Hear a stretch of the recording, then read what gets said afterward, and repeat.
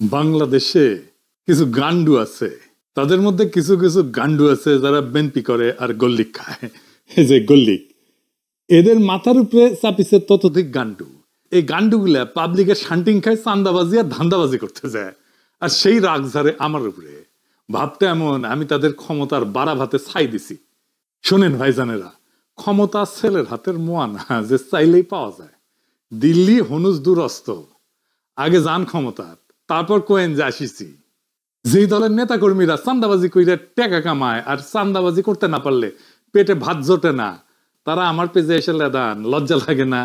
তারপরে আওয়ামী লীগের সাথে দল বেঁধে এসে লেদান।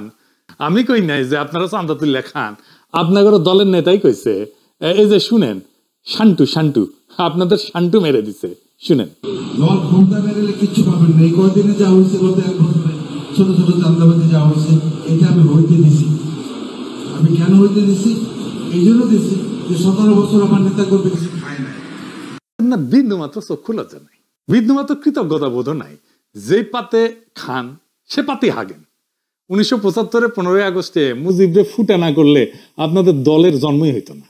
সেই 15ই আগস্টে বিপ্লবীদের বাঁচান নাই আপনারা। হাসিনা মামলা শুরু করেছিল, শেষ করতে পারেনি। আপনাদের টাইমে এসে জেলে রেখে দিচ্ছেন তাদের, যেন পরের টার্মে এসে ফাঁসি দিতে পারে, তাই করেছে। যে জামাত ছাড়া 2002 সালের নির্বাচনে ভূমিধ্বস বিজয় পাইতেন না, সেই বিএনপি আজকে জামাতের বিরুদ্ধে কামান দাগিচ্ছে। খামান জামাত নাকি স্বাধীনতা বিরোধী, রাজাকার, আল বদর। তাও তো সেই টাইমে বিএনপি তার জোট সঙ্গীকে জিতাইছিল, ভোট টোট দিচ্ছিল। এই টাইমে জোট সঙ্গীকে ভোট টোট দিবে না। যে সমস্ত জোট সঙ্গীকে তারা নমিনেশন দিচ্ছে, তাদের তো এলাকায় ঢুকতে দিচ্ছে না। জোনায়েত শাকের বিরুদ্ধে এখন ঝাড়ু মিছিল করছে।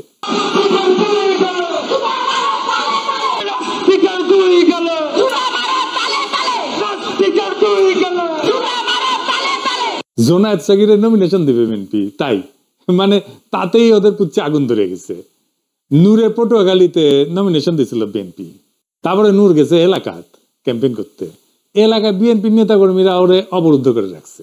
যতগুলো আসন বিএনপি তার জোট সঙ্গীদের দিবে না, সব কটাই একই ঘটনা ঘটবে, আর ওই আসনগুলাই হারবে বিএনপি।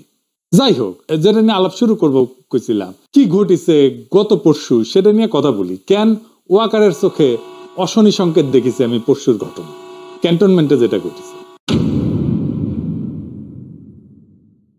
ঢাকা ক্যান্টনমেন্ট থেকে 46 ব্রিগেডের 8টা এপিসি মুভ করে জিয়া কলোনি থেকে বাইর হয় 11ই অক্টোবর রাতে 1:30 থেকে 2টার মধ্যে ঘটনাটা ঘটে।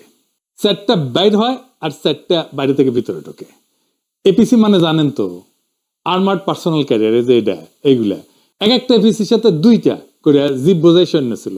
তার মানে একটা সময় 8টা এপিসি আর 16টা জিপ মুভ করেছে সিভিলিয়ান এলাকায় ক্যান্টনমেন্ট থেকে বাইরে হয়ে। শুধু এইটা না, একই সাথে এয়ার ডিফেন্স আর্টিলারির সামনে ট্রুপস ডিপ্লয় করা হয়েছিল।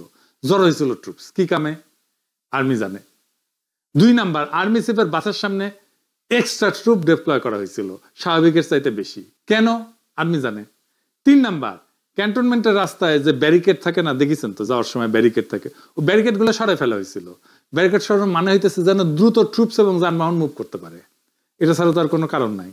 আমি এটা যেভাবেই হোক খুব অথেন্টিক সোর্স থেকে জানিছি, এটা লাইভ করি, এবং আমি আশঙ্কা করি যে এটা একটা কু অ্যাটেম্প হইতে পারে। কেন এটা কু অ্যাটেম্প হইতে পারে? এটা 111 যে হইতে পারে, এটা তো বিএনপির মির্জা ফখরুল বহুবার বলছে। এই যে দেখেন পত্রিকাত বাড়িয়েছে, এইটা সাহেব শুনে দেন নিজের মুখে কি কইছে। আমি সব কথা সব জায়গায় খুলেও বলা যায় না, কিন্তু আমি আশঙ্কা করি যে আমরা যদি ঐক্যবদ্ধ না থাকি, আমরা যদি সতর্ক না থাকি, তাহলে কিন্তু 1-11 মতো ঘটনা ঘটা এখানে অস্বাভাবিক কিছু নয়। 111 তো কুই ছিল নাকি? তো নিজের দলের নেতা 111 এর কথা কয়, আর আর্মি কুয়ের সম্ভাবনার কথা কইলে বিএনপির লোকেরা হাসাহাসি করে, মানে কই যায়। তা আমি এটা নিয়ে একটা লাইভ করি, কই যে এটা কুয়ের একটা প্রচেষ্টা হইতে পারে। আর রাস্তায় নেমে আসতে বলি ছাত্রদেরকে, যদি রাস্তায় এপিসি নামায় যাইবার কিছুক্ষণের মধ্যে আমরা জানানো হয় যে সোর্সেই হোক যে এটা একটা রুটিন এক্সারসাইজ, এবং আমি সাথে সাথে ব্যাখ্যা করে পোস্ট দিচ্ছি এই যে এটা। তারপরে তো শুরু হইলো ট্রল, এক একজন এক এক কথা কয়। ইন্টারেস্টিং হইতেছে, যেমন কেউ কেউ কইতেছে আমারটাকে লোক আসে নাই, যদিও আমি ব্যাখ্যা করে দিছি যে এটা আর্মি থেকে জানানো হয়েছে যে এটা রুটিন, এটা এক্সারসাইজ, রোটেশন হইতেছে। তো কয় যে আমারটাকে লোক আসে নাই, তো ভালো কথা। আবার একই লোক আমারে কয় যে আমি মবস্টার, তা আমার কথায় যদি লোক না আসে তাহলে আমি মব কেমনে তৈরি করি? আর আমি যদি মবই তৈরি করি তাহলে আমার ডাকে লোক আসবে না, এটা কেমনে হয়? হ্যাঁ, আমার ডাকে লোক আসে নাকি আসে না সেটা তো প্রমাণ হবে রাজনৈতিক লড়াইয়ের মাঠে। আমি তো রাজনৈতিক দল করি না, আমার কোনো দল নাই। যাদের দল আছে তাদের ডাকে কেমন লোক আসে ওটা আমরা দেখেছি, ওই ওই অ্যাডম আমরা দেখেছি গত 17 বছর। খালেদা জিয়ার বাড়ির সামনে বালু ট্রাক সরানোর লোক পাওয়া যায় নাই। হ্যাঁ, আর এখন হ্যাডমের একেবারে হারকিউলিস হয়ে গেছে, অফিসের সামনে কর্মীর চাইতে পুলিশ বেশি থাকতো। দেখেছেন, সাধারণ মানুষকে রাজনৈতিক কর্মসূচিতে সম্পৃক্ত করার, আকৃষ্ট করার ক্ষমতা একজন রাজনৈতিক দলের বাইরের ব্যক্তি হিসেবে খুব অল্প কয়েকজন মানুষের আছে। খোদা তাআলার কৃপায় তার মধ্যে তালিকার নিচের দিকে হইলেও আমার নামটা থাকবে, একদম শেষ দিকে হইলেও থাকবে। কতদিন থাকবে জানি না, যতদিন সাধারণ মানুষের কথা বলবো ততদিন তো থাকবে। এখন আসেন দেখি কু করতে কত সেনা লাগে। মুজিবরে ফুটা করতে সাকুল্যে 300 সোলজার গেছিল, জিয়াকে হত্যা করতে গেছিল মাত্র 40 জনের একটা দল। একটা কু করতে বেশি লোক লাগে না রে বেকুবের বাচ্চা গান্ডু। বাংলাদেশ ঘর পরা গরু, তা আমরা সিঁদুরে মেঘ দেখলে ভয় পাবো। 8টা এপিসি আর 16 জিপ সৈনিক যে কোনো দুর্ঘটনা ঘটানোর জন্য যথেষ্ট।